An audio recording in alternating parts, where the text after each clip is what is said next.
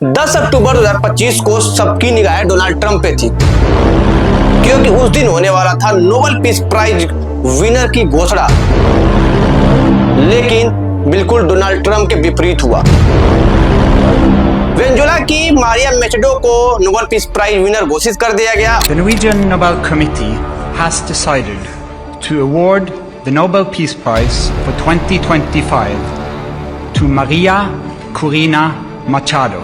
She is receiving the Nobel Peace Prize. उसके बाद Washington house से एक स्टेटमेंट आया, पीस ओवर पॉलिटिक्स। मतलब साफ साफ था कि जो नाराजगी था वो देखने के लिए सामने आया। लेकिन हम समझते हैं कि आखिर मारिया मैचेडो को ऐसा क्यों किया गया। मारिया मैचेडो की एक्चुअल में वेनेजुएला की एक नेता है जो कि वहां पे अत्याचार हो रहा है और अत्याचार के खिलाफ मानवाधिकार के लिए लड़ाई करना, उसके साथ साथ डिक्टेटरशिप को डेमोक्रेसी में कन्वर्ट करना, ये उनका शांतिपूर्ण जो कदम था बहुत दिन से चलता आ रहा था, इसीलिए उनको चुना गया है। लेकिन सबसे बड़ा मुद्दा ये है कि आखिर डोनाल्ड ट्रंप को क्यों नहीं चुना गया। डोनाल्ड ट्रंप जो कि बहुत पहले से ही एफर्ट करते आ रहे थे और उसके साथ साथ बेंजामिन नेतन्याहू जो थे वो भी डोनाल्ड ट्रंप को 10 अक्टूबर के मॉर्निंग में एक पोस्ट किया। उसमें उन्होंने मेडल एआई द्वारा एक इमेज प्रस्तुत किया। उसमें देखा गया कि डोनाल्ड ट्रंप जो है मेडल पहने हुए। डोनाल्ड ट्रंप की बहुत बड़ी बेइज्जती हुई है इंटरनेशनली। लेकिन इस चीज को समझने से पहले कि आखिर डोनाल्ड ट्रंप को क्यों नहीं मिला, हमें ये समझना होगा कि आखिर नोबेल पीस प्राइज क्या है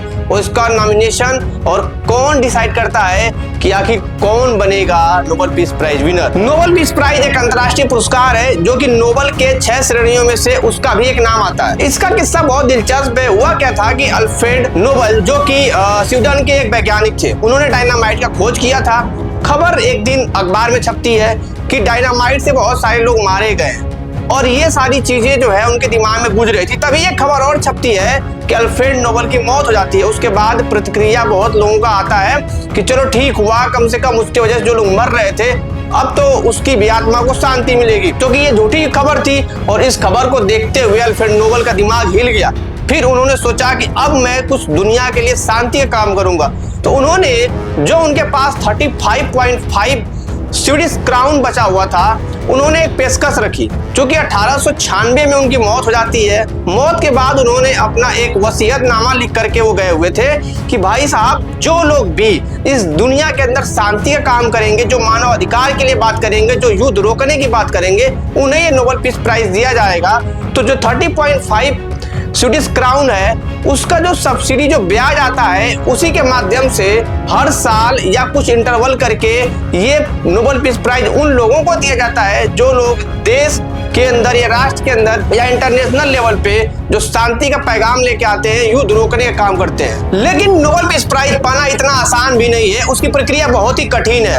होता ही हुआ कि अगर आप चाहें कि मैं व्यक्तिगत जैसे मैं हूं, मैं नोबेल पीस प्राइज पा लूं, तो किसी भी व्यक्ति का नॉमिनेशन तभी होता है जब किसी देश का सांसद, किसी देश का राष्ट्रपति या किसी देश का उच्च क्वालिटी का नेता बोल सकते हैं आप, या तो अंतर्राष्ट्रीय संगठन का जो हेड होता है वो आपके नाम को नॉमिनेशन करता है। उसके बाद जो हमारे कुछ प्रमुख संगठन होते हैं वो भी अपने नाम को वहां पे नॉमिनेशन के लिए भेज सकते हैं। नॉमिनेशन बहुत सारा हो जाने के बाद होता क्या चीज है कि वहां पे जो नॉर्वे के अंदर 5 कमेटी बनाई जाती है। 5 कमेटी के अंदर वहां के पूर्व सांसद या तो शिक्षा अधिकारी या वहां का शिक्षा मंत्री जो कि इस समय कार्यरत नहीं होता है, तो नॉर्वे का जो पार्लियामेंट होता है वो 5 लोगों की कमेटी बनाती है। उस 5 लोगों की कमेटी उस नाम को छटनी करती है और 10 अक्टूबर या तो अक्टूबर के दूसरे शुक्रवार को उस नाम की घोषणा होती है जो कि नोबेल पीस प्राइज विनर होता है। 2025 के अंदर 1 सितंबर से लेकर के 31 जनवरी तक ये नॉमिनेशन की प्रक्रिया चली और उसके अंदर लिस्टिंग 339 लोगों को लिस्टेड किया गया। 339 लोगों को लिस्टेड करने के बाद ये फैसला हुआ कि भाई वेनेजुएला की जो मारिया मैचेडो है उनको विनर घोषित किया गया। विनर जो भी इंसान होता है, अल्फ्रेड नोबेल का जो पुण्यतिथि है वो 10 दिसंबर को होता है। उस 10 दिसंबर को एक पदक, एक डिप्लोमा और लगभग 8 करोड़ से लेकर के 9 करोड़ के बीच की राशि होती है, उसे उसको दिया जाता है। अब उसके बाद सबसे बड़ा मुद्दा ये है कि आखिर डोनाल्ड ट्रंप कहां से चूक गए। इसके पीछे की कहानी को अब हम लोग समझने की पूरी कोशिश करने वाले हैं। ओस्लो पीस इंस्टीट्यूट के प्रोफेसर सैंडविक का कहना है कि ट्रंप ने शांति की बात तो की, लेकिन परिणाम अभी देखना बाकी है। है। वह हिस्टोरियन थे जिन्हें वो कहना है कि शॉर्ट टर्म सीज फायर और परमानेंट पीस में बहुत अंतर होता है। और ये जो तर्क इन लोगों ने दिया है, फर्क साफ साफ दिख रहा है कि कमेटी ने किस तरीके से डिसीजन लिया, क्योंकि अभी ट्रंप को सत्ता में आए हुए अभी कुछ ही दिन हो रहे हैं। और यही तर्क है कि नोबेल कमेटी ने ट्रंप को नहीं चुना, क्योंकि नोबेल कमेटी जो होता है वो लंबे समय तक शांति स्थापित करने वाले लोगों को या एनजीओ को ही प्राथमिकता देता है। शॉर्ट टर्म की प्राथमिकता नहीं होती है कि आप शॉर्ट टर्म आइए और एक महीना के अंदर नोबेल पीस प्राइज लेकर के चले जाइए। विशेषज्ञों का कहना है कि डोनाल्ड ट्रंप की जो रणनीति थी, अमेरिका की रीब्रांडिंग करना था मिडिल ईस्ट के अंदर, माध्यम था मिडिल ईस्ट, उनका कोई लक्ष्य नहीं था, शांति का लक्ष्य नहीं था। इसको देखते हुए भी कमेटी ने यह फैसला किया हुआ है। ट्रंप ने कोशिश तो बहुत किया, लेकिन कोशिश उनकी नाकाम रही। ऐसा नहीं है, इससे पहले ही बहुत सारे अमेरिका के राष्ट्रपतियों को नोबेल पीस प्राइज मिल चुका है, जैसे Roosevelt, Wilson and Carter and Obama को मिला था।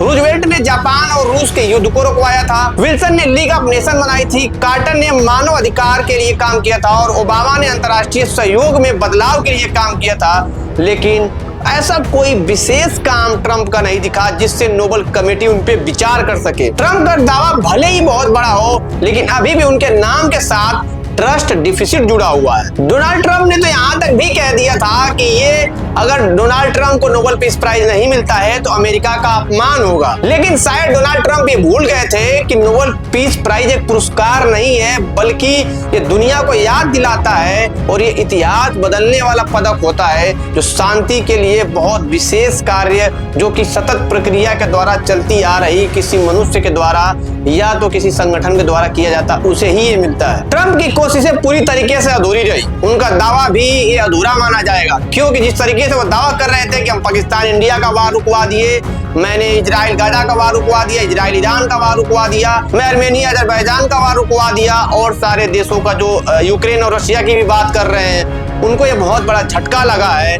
और ये झटका उनको सबक सिखाने के लिए है। ये नोबेल पीस प्राइज ये उनको सिखाने के लिए है कि नोबेल पीस प्राइज जीतने के लिए आपको एक लॉन्ग टर्म की प्लानिंग होती है, लॉन्ग टर्म का कार्य होता है, न कि 1-2 महीने में आप किसी को सीज फायर रुकवा देने से उसको नोबेल पीस प्राइज नहीं मिलता है। मिलता उसी को है जो इतिहास बदलने के लिए तैयार होते हैं, जो शांति के लिए इतिहास बदलना चाहते हैं। इतिहास में उनका उन्हीं का नाम दर्ज हो सकता है, जो एक लंबे समय से शांति का प्रतीक बन करके इस दुनिया में भ्रमण कर रहे हैं। नोबेल पीस प्राइज उनके लिए नहीं मिलता है जो कोशिशें करते हैं, बल्कि उनको मिलता है जो उस कोशिश को परिणाम में बदलते हैं। अगली बार डोनाल्ड ट्रंप आप फिर से तैयारी करिएगा। आपको मेरी तरफ से बेस्ट ऑफ लक। मिलते हैं नेक्स्ट वीडियो में, तब तक के लिए जय हिंद, जय भारत।